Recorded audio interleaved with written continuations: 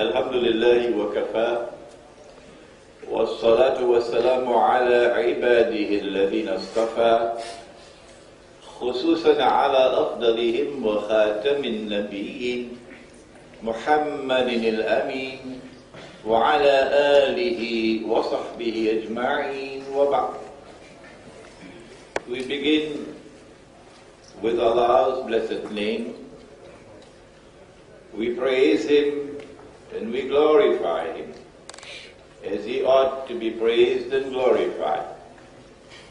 And we pray for peace and for blessings on all His noble messengers, and in particular on the last of them all, the blessed Prophet Muhammad sallallahu ta'ala alayhi wa sallam. Professor Dr. Khalid Ahmad, Major General Muhammadu Buhari, organizers of this second World Conference on Riba, a word which is located in the Qur'an, and so it is to the Qur'an we'll have to go for the meaning of that word. Presenters, delegates, brothers and sisters here in Putra World Trade Center in Kuala Lumpur in Malaysia. Assalamu alaikum wa rahmatullahi wa barakatuh. Surah al-Baqarah of the Quran and the word of Allah Most High. بعد أعوذ بالله من الشيطان الرجيم الذين يأكلون الربا, those who consume riba, they better listen. لا يقومون إلا كما يقوم الذي يتخبطه الشيطان من المس. They will not stand, they will not conduct themselves, they will not behave except in a very strange way. On Judgment Day, and here also in this world, except as a people driven to madness by Satan's touch. Just open your eyes and you can see how they're behaving now. The barbarians who now rule the world. ذَلِكَ بِأَنَّهُمْ قَالُوا, this is because they say, they claim, إِنَّمَا الْبَيْعُ مِثْلُ الرِّبَا, that all that we're doing is conducting business. The lending money on interest, we who belong to the Jamaat of Shylock, we're just doing business. No, says Allah to Shylock and to all his followers in the world today.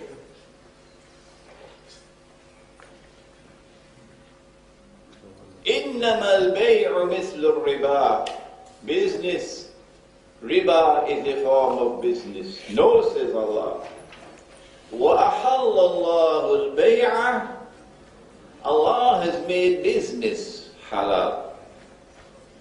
وَحَرَّمَ الرِّبَا, and Allah has made riba haram. And so the alternative to riba is not Islamic banking. The alternative to riba is business. And Islam insists that business must take place in a free and a fair market. That's all. That's all that Islam has ever offered to the world, a free and a fair market. Our topic, the menacing role of riba in contemporary socio-political and economic events like the current mysterious Arab uprisings, like the imminent demise of the US dollar, last heard of in some ICU in a hospital in Manhattan, like the likelihood this year or maybe next year of Israel making her long planned moves to wage big wars which will eventually deliver to Israel rule over the world. These political and economic, social events that our daughters in Indonesia are now slaves in Singapore, working from morning to night, day after day, no holidays. And in that model state, at the end of the month, they pay the slave of a wage, the wage of a slave, excuse me. These mysterious political, economic, and social events unfolding in the world are linked to riba. And hence, we need to define riba. Thanks to the fact that you took more time to drink your coffee than you should have, my time is now reduced to half an hour. Allah speaks in the Qur'an, and gives us a definition of riba which we can expand in the rest of today and tomorrow. But it is, one form of riba is lending money on interest. Hence we have to now define what is money. Lending money on interest. And I have this little book, it's just about 60 pages long, so there's no excuse for not reading. The Gold Dinar and Silver Dirham, Islam and the Future of Money, in which I have attempted to define what is money from the Qur'an. Dajjal, of course, has a different definition. Oh, you know who is Dajjal? The one who seeks to impersonate the true Messiah. Welcome to Islamic eschatology. That Allah promised Banu Israel that He'll send one who would be the Messiah, a prophet, and who'd rule the world from Jerusalem, like David alayhi salam and Solomon alayhi salam from the holy state of Israel. And when Allah sent the Messiah, some of them accepted, but the rabbis rejected, because they said he was a bastard. And then when they saw him die on the cross before their very eyes, oh, he could not have been the Messiah, he's dead. Never rule the world. But you and I know that in the Qur'an Allah has explained, no, they did not kill him, they did not crucify him. Allah raised him, and one day he's coming back. He's going to rule the world from Jerusalem. Christians and Muslims are the only two people in the world who believe that he will return and he will rule the world. And Christians and Muslims are the only two people in the world who believe that Allah created someone and programmed him to impersonate that true Messiah. And therefore he'll have to rule the world. And he's well on his way to ruling the world today. He has to impose a political and economic dictatorship upon all of mankind. And you cannot understand events unfolding in the world of politics today, in the world of economics today, in the world of monetary economics today, without that eschatological perspective of a tomorrow which lies probably 25, 30 years from today, when a man will stand up in Jerusalem. Prophet Muhammad, Allah's blessings be upon him, described that man to us 1400 years ago. Al-Masih al-Dajjal, the Antichrist, the false Messiah. And he will proclaim from Jerusalem, I am the Messiah, which is why Israel has to replace the United States of America as the next ruling state in the world. The Qur'an has explained to us the riba which he is going to use as the most dangerous of all weapons in his stock to establish that political and economic dictatorship upon mankind. And the Qur'an defines riba for us and defines what is money for us.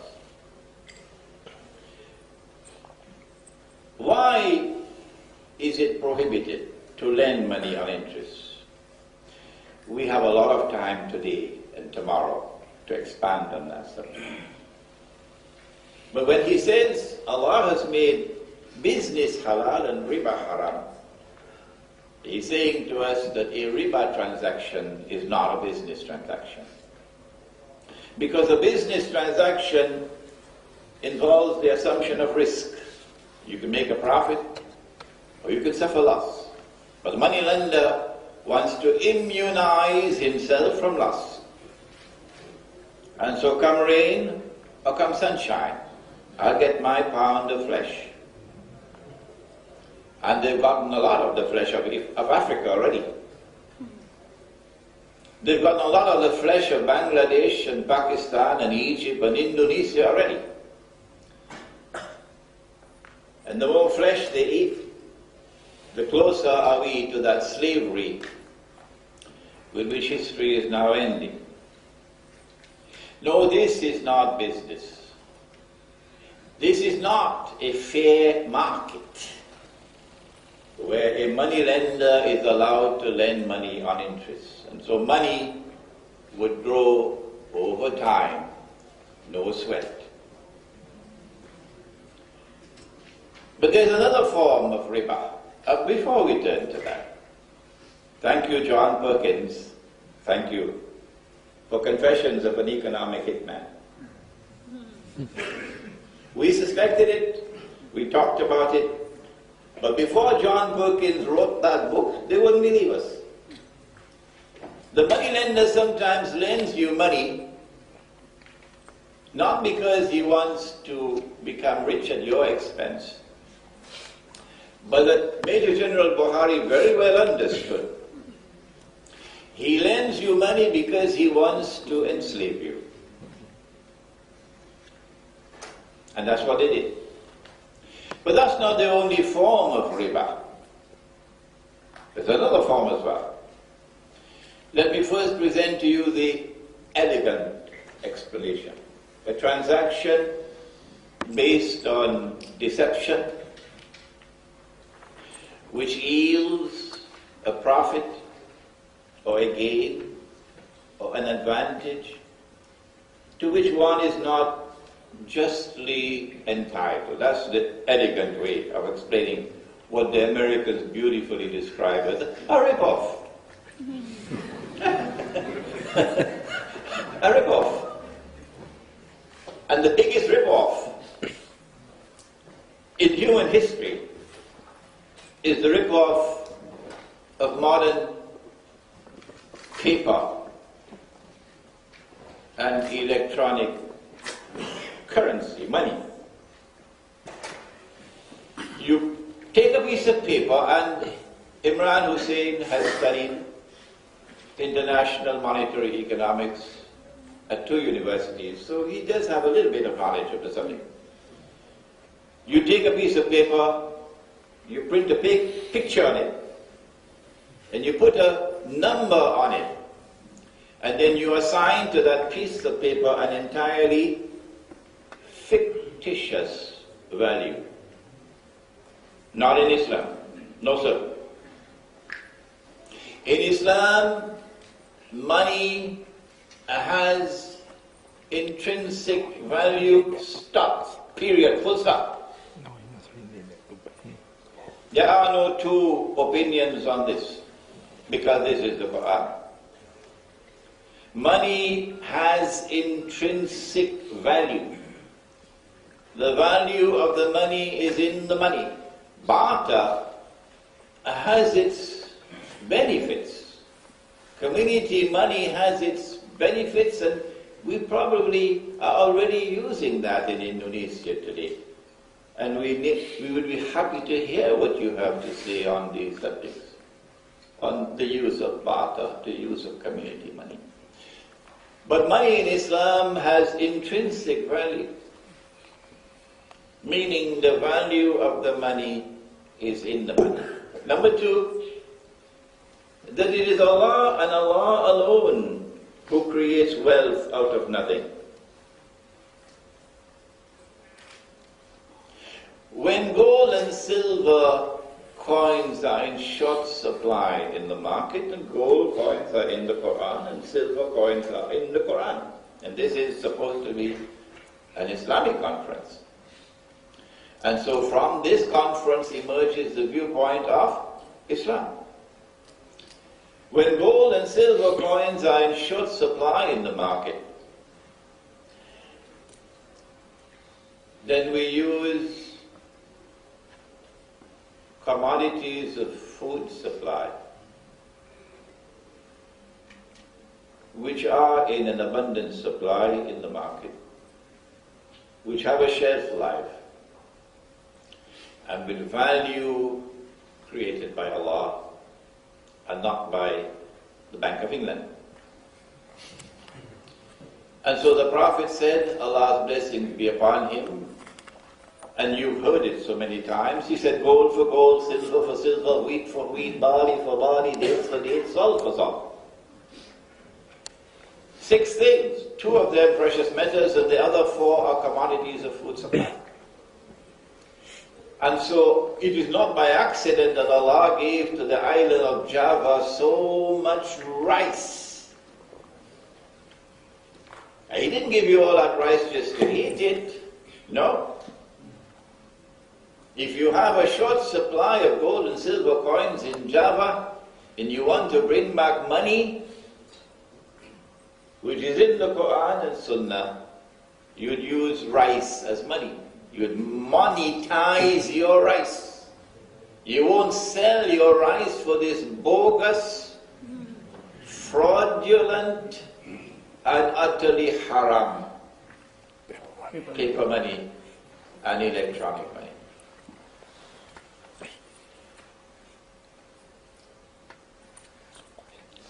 Paper money, electronic money, created out of thin air, is bogus, is fraudulent, is haram. Fractional reserve banking, where you create wealth out of thin air, is bogus, is fraudulent, is haram, is a system of legalized theft. And the alternative is supposed to be Islamic banking.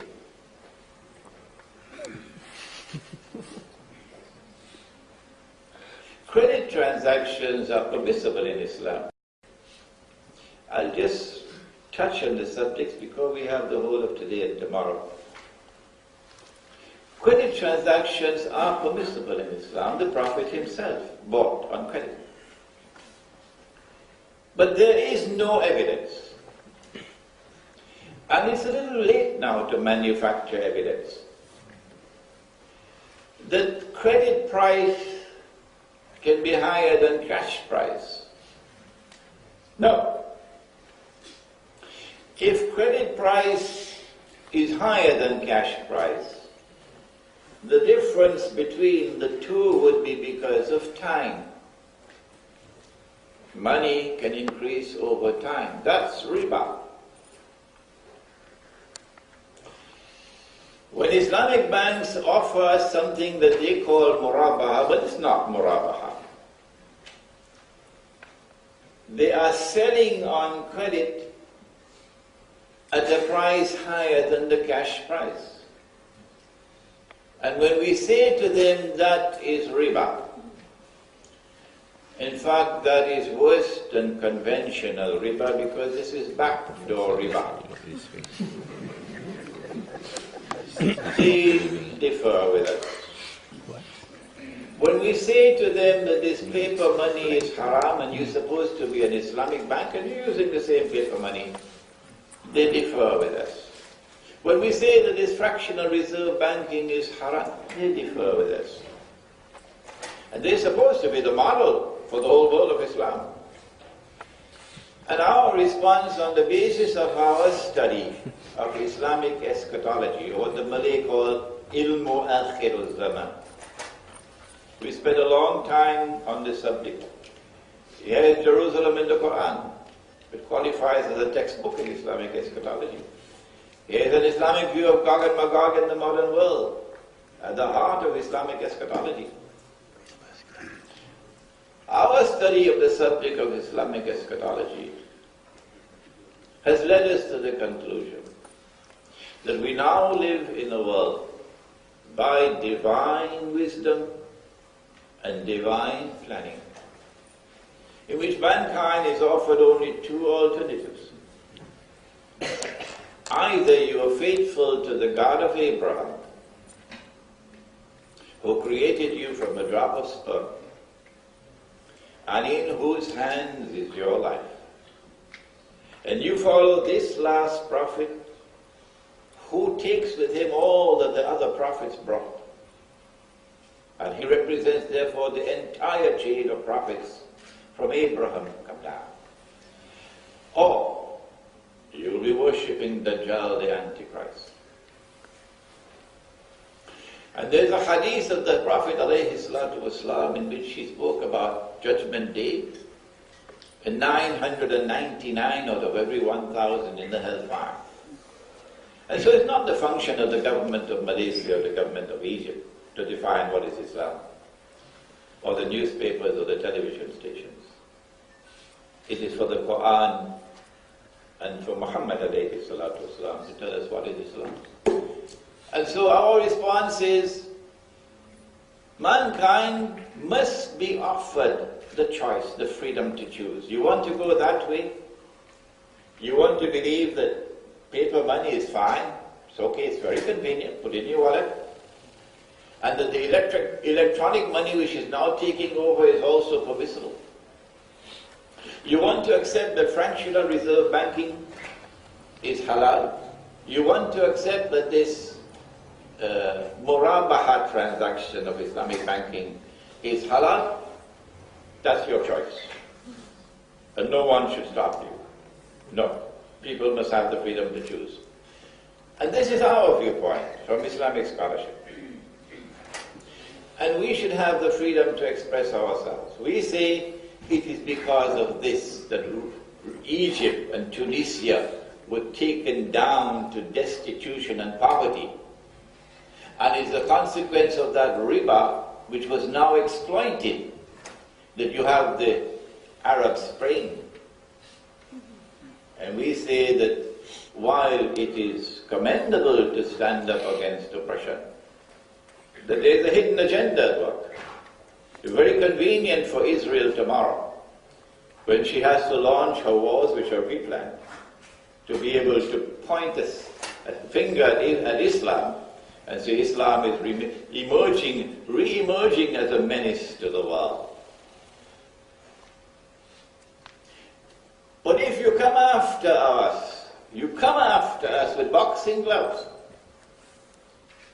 to silence us and to demonize us when we say that this paper money is haram, that this Murabaha, so-called Murabaha transaction is bogus, is fraudulent, is haram. That this fractional reserve banking is haram. That this is the cause of our daughters in Indonesia being slaves now, and society collapsing. If you want to silence us, then our response is, we'll show patience with you for as long as we can. And when we can no longer show patience, we'll say, come, come. And you raise your hands, and let us raise our hands and pray to the God of Abraham to curse with an eternal curse and to punish with eternal punishment whosoever is false on this issue. We hope that we never have to issue that challenge. We hope that they'll never be so foolish as to attempt to silence us. Brothers and sisters, my time is up, but we have the whole of today and we have the whole of tomorrow. Thank you. Assalamu alaikum.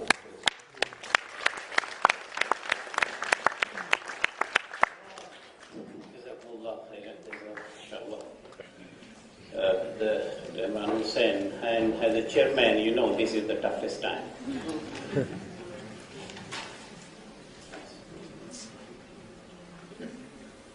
So I think please control your emotions and go to the point. I may accept a couple of questions if you have to raise, or if you want to talk to him privately, by all means, if he welcomes your comments, and I think knowing him, he will be always there to answer your concerns if genuine. So first round, I'd like to have 3 hands up. 2 I already seen, 1 sisters and 1 brother from Indonesia and 1 from Egypt. So 3 hands are up, but none Malaysians. So let us reserve the Malaysian hands afterwards, and as usual we know Malaysians always wait and see, and eventually in the last put their hands up. So can I allow these 3 questions first, and after that, if time permits, we might go second round. Please feel free. Oh, sisters first? Okay, please. Just go direct to the point. I'm a bit worried, you know, those my friends who know me, I'm a little difficult chairman. So please go straight to the point. Go to the microphone. Please use the microphone there. Maybe someone help to rotate those microphone cordless. Anyone have? No. Thank you very much. Assalamu alaikum. My question is that Allah subhanahu wa ta'ala has said that He's going to wage war against those who are engaging in riba. So the current period of the war situation in the world, can that be related to that? And at what stage are we in the Dajjalic phase? In the, like for example, Gog and Magog, because we have got droughts, we have got earthquakes, etc., etc. I'm from Maldives. Thank you, sister. Alhamdulillah, we have the Maldives, the most endangered world. Anytime the water level goes up and the country disappears from this. So please, thank you. And maybe brother from Indonesia, you can also put your question. Sister from Maldives, mashallah. Thank you. Bismillahirrahmanirrahim. My name is Henry Tanjung from Ibn Khaldun University, Bogor, Indonesia. It's a very interesting statement that to lend money is to enslave you. Lending money is to enslave you. The big question then arises,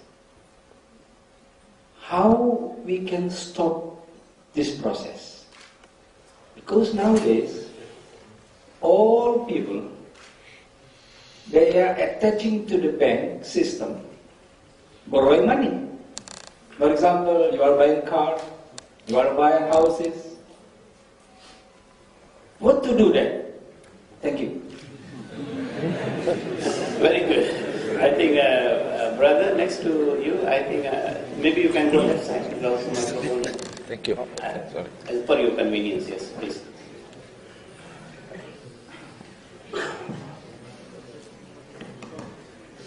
Bismillah ar-Rahman ar-Rahim. My name is Ali Sulaiman. I come from Egypt. I'm an economist. I just have two Sheikh comments very quickly. One, of course, I enjoyed very much what the Honorable Bukhari said this morning. He said he was a simple soldier, but I think he gave a very deep definition for us and for this conference, that when we talk about riba, we're not talking about usury alone, but we are also talking about injustice and our need to create a system that allows free and fair treatment for everybody. Hearing Professor Imran speaks this morning gave me a sense of perhaps danger, that we don't want to be totally isolated from the modern economy. I mean, talking back about going back into barter economy, going back into the gold standard, will generate immediate response by the powers to be in the economic field. And they say barter is not efficient, gold is not a suitable method of exchange. So before we reach that conclusion, we really have to gather our forces as thinkers and economists and offer alternatives and make sure that these alternatives make sense and they are suitable for the modern world. I'm not for paper money or for electronic money per se, but I'm for a system that's efficient, that is modern, that is commensurate with the needs of modern world. Final word about suggestion. I think the name of this conference is very good, but we should not say a conference in riba, but a conference on riba-free economy. I think that makes much more sense. I wish you success and thank you. Thank you very much. So we got 3 questions and 3 different dimensions. Brother Imran, please. Maldives, Indonesia and Egypt, mashallah. Where are we? What's the time frame? Nabi Muhammad alayhi salatu wasalam spoke about the end of history, which is different from the end of the world. The end of history comes first and then the end of the world. History ends with the triumph of truth, the triumph of justice, of all rivals. And the central figure at the end of history is the return of the son of Mary, Nabi Isa alayhi salam, the Prophet Jesus. He gave us signs by which we could recognize that last age. And amongst those signs, there's one which is quite close to us, right here in KL. He said you'd find the naked, barefooted shepherds competing with each other in the construction of tall buildings. Walk outside, take a look.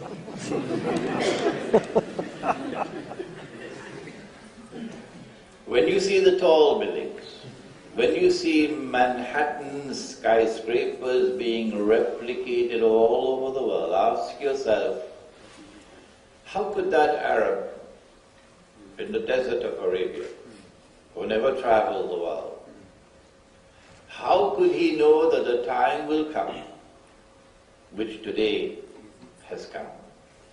He could not have been other than a messenger of Allah, a prophet. So we are in that time frame. I wish I had more time to expand on this question, but we have the whole of today and tomorrow. Number 2, I said that sometimes the moneylender lends you to get his pound of flesh. But as John Perkins has so brilliantly exposed in his book, Confessions of an Economic Hitman, the moneylender sometimes lends you to enslave you. He did that in the part of the world from where I come. I come from the Caribbean island of Trinidad, and next door to us is Guatemala and Honduras and Nicaragua and Colombia and Bolivia. And so we know about the latifundia, where the colonists who came out of Europe needed labor. And you had the Indians, you have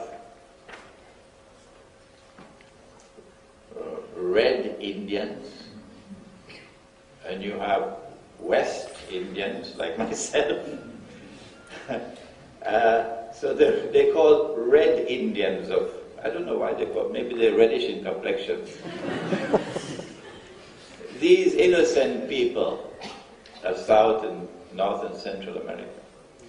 And they would lend you money on interest, knowing that you would not be able to repay because of the rate of interest. And they will then get your labor in lieu of the interest. And when you die, your son will take over. And so they lent you money on interest to enslave you. That's what they did to Africa. And that's what they did to so many other parts of the world. This is why Allah prohibited riba. This is why the Prophet cursed all four, and said they're all equally guilty. The one who gives, the one who takes, the one who records, and the two witnesses. And this is why he said that riba is comprised of 70 different parts, the hadith of Ibn Majah.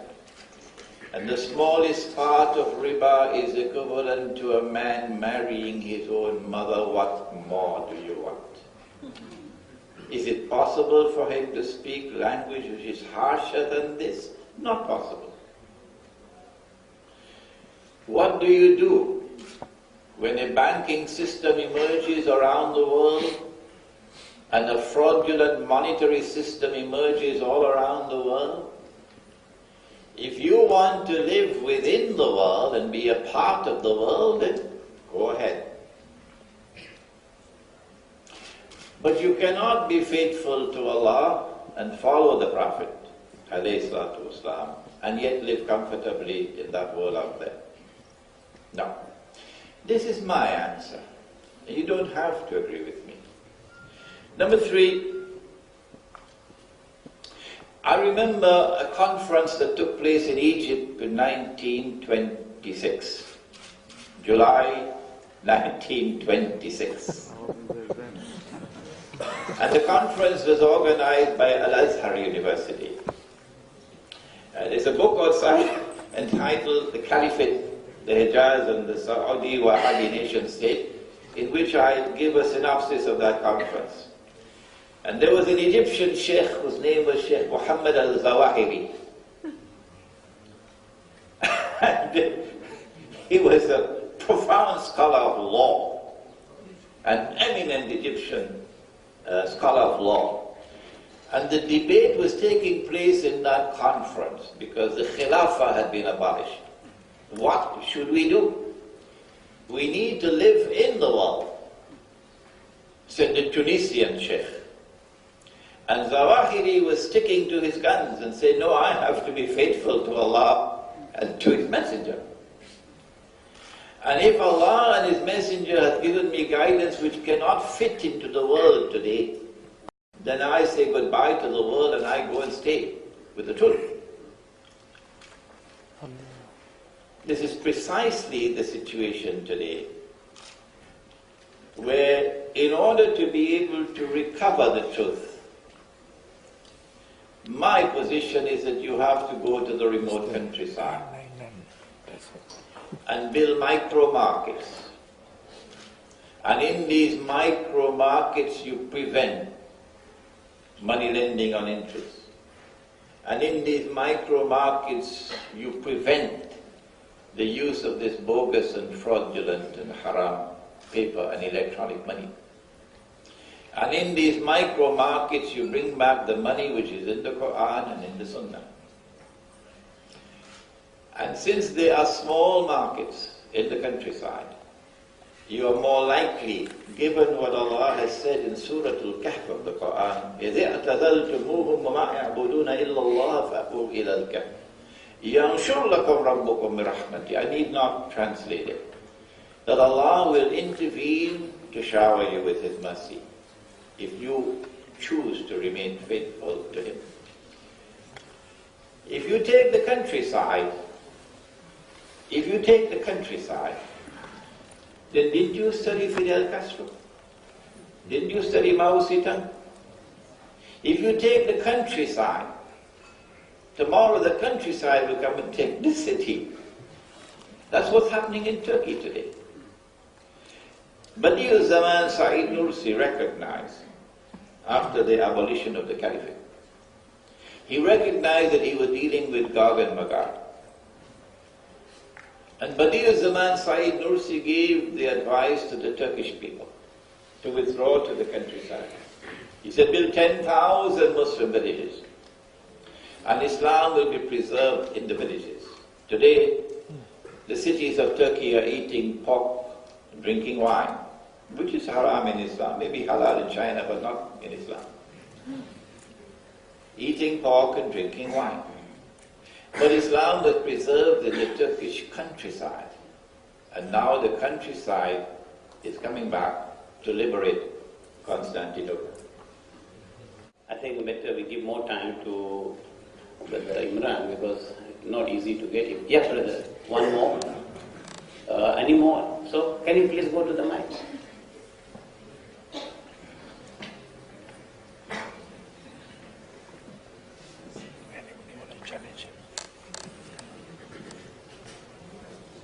Assalamu alaikum wa rahmatullahi wa barakatuh. My name is Murtada Ahmad. I'm from the International Islamic University, Malaysia. My question is this. You mentioned something about Dajjal and the Dajjalistic system going on in the world. And in particular, you mentioned Israel and the United States of America and their system as being the kind of Dajjal. I want to ask, people have been saying this. Is it a kind of metaphor? Is it an interpretation? Or should we be expecting the real Dajjal to come? It's a very big question. I want you to analyze it all. That's number one. Number two, in my country... Did you allow two questions? I think at least maybe privately you can put it to Brother Imran later on. Thank you. I think, sister, please bear with me.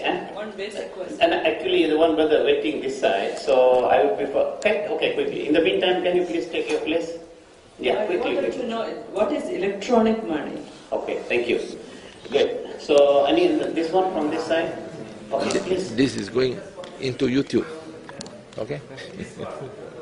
It is straight to the point. In this world, the interest is complete dominance. You cannot expect price, deferred price, to be same as the cash price. It is not possible to happen. And therefore, since the whole of the world is Muslim and the Quran is all the time, so a person who is compelled to buy, he does not have to, and nobody will give interest below. Now, this person either has to die or has to buy at a higher price. I think Islam cannot prohibit him from buying at a higher price because Islam is all negative come. Thank you very much. I feel that selling at higher price has to be permitted under some certain circumstances. It cannot be wrong. And that's why Islam has progressed too much. Of course, it's very right, but it cannot be wrong. Thank you very much. Okay, so Brother Imran, I think I know there are many questions and some hands are half up, some full up, but I have to please tell you we don't have much time on our side. Thank you.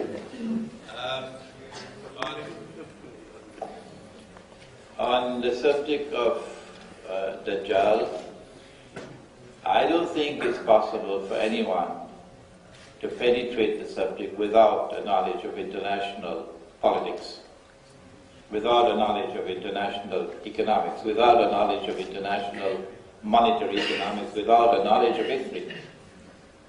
I don't think it is possible for anyone to penetrate the subject of Dajjal unless you come with a versatile scholarship. Number two, I don't think it is possible to understand and penetrate the subject of Dajjal until events had sufficiently unfolded in the historical process.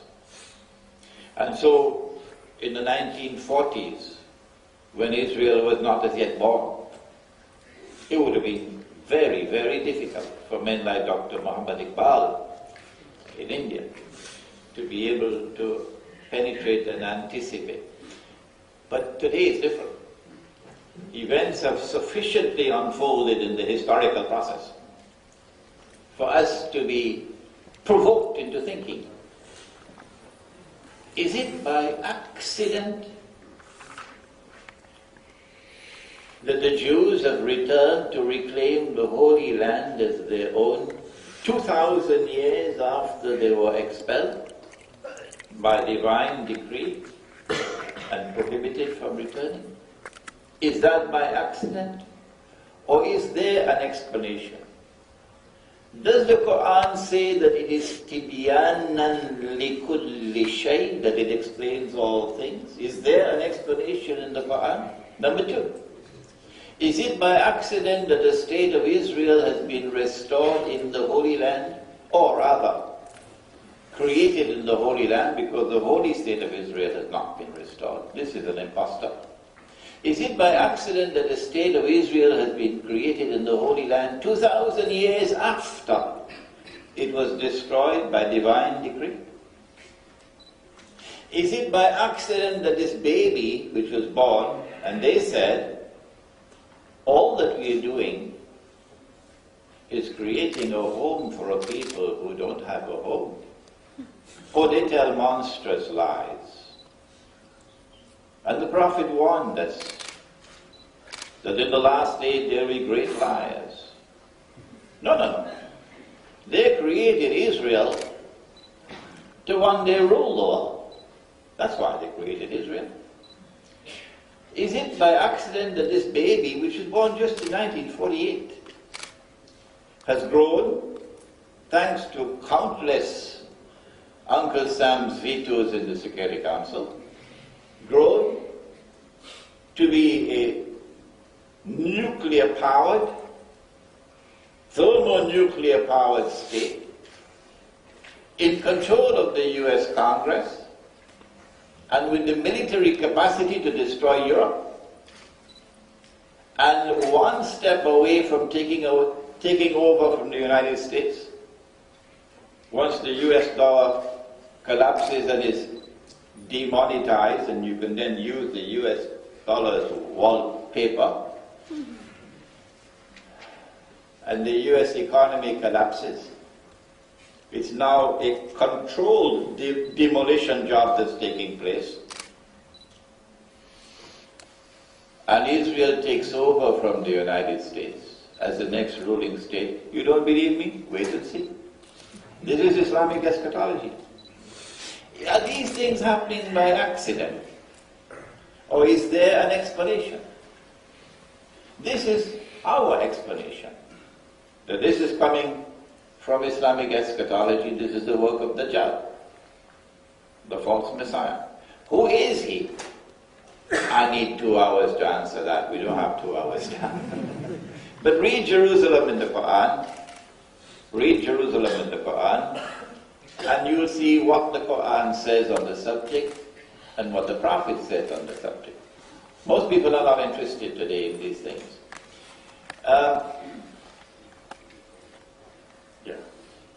Electronic money is cheaper than paper currency.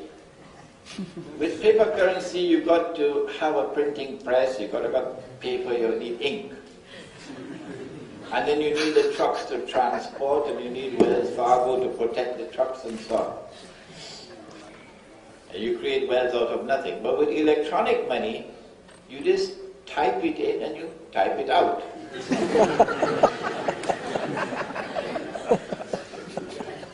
And whoever controls the keyboard, and no government will control the keyboard tomorrow. No central bank. Is the banking system controlled by the Euro-Jewish and Euro-Christian Zionist alliance? I'm using my words with great care. Because there are Jews who oppose Israel. And there are Jews who stand with us in seeking to liberate the Palestinian people from oppression. And there are Christians like that as well. They are the ones who control electronic money or digital money. And the nice thing about it is that while you're here in Malaysia, you will eat something called roti canai for breakfast. Drink something called teh tarik. You won't be able to buy even your newspaper without they being able to track you down. They know how much money you have. They know how you are spending your money. And they know where you were when you bought the newspaper. Dajjal is a genius, absolute genius. So the electronic money functions also as a very sophisticated system of espionage. Darura. The law in Islam permits you to eat pork when there is no food. But that does not mean that the pork is not haram. The pork still remains haram. If there is no food to eat, and you're starving to death, then the divine wisdom allows you darura, the doctrine of necessity. So you can eat pork, so long as there is no food. In the United States, while I lived there, they applied the doctrine of darura to buy a house. So when I looked at the house, I said to myself, well, why did you have to fill your plate with pork? Look at the size of that house. And secondly, when you're eating the pork, you must still detest it. But why are you licking your finger? Licking your fingers and sending emails back to Pakistan. Look at the lovely house I now have. And number three, you must only eat the pork for the minimum time possible while you're searching for food. So how come you signed the document for 40 years or so?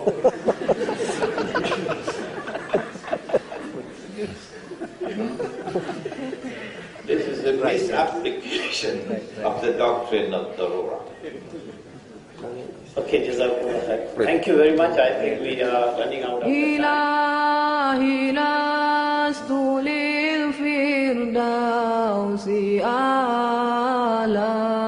ولا أقوى على نار الجحيم الله فهب لي توبة واغفر ذنوبي فإنك غافر الذنب العظيم إلهي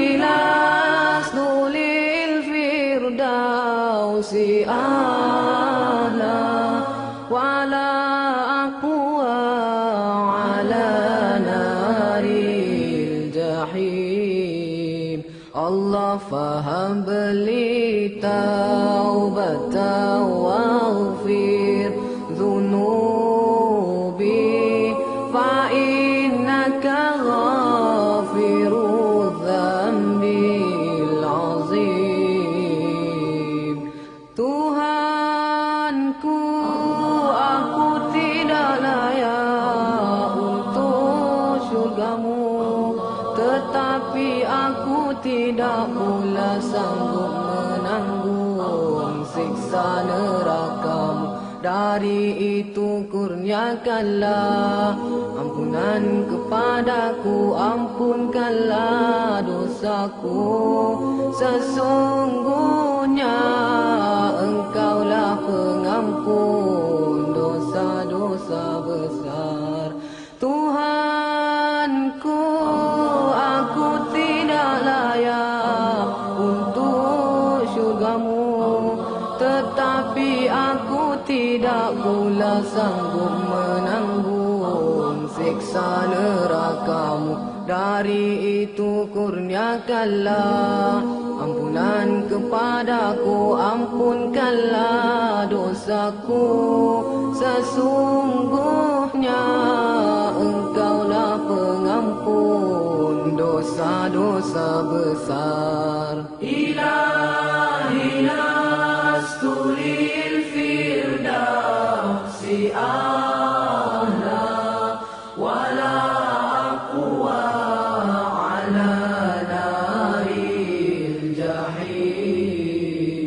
Allah fahab li tawbatan waghfir dhunubi fa innaka ghafiru dhanbil azim. Ilahi lastu lil firdausi ahla wala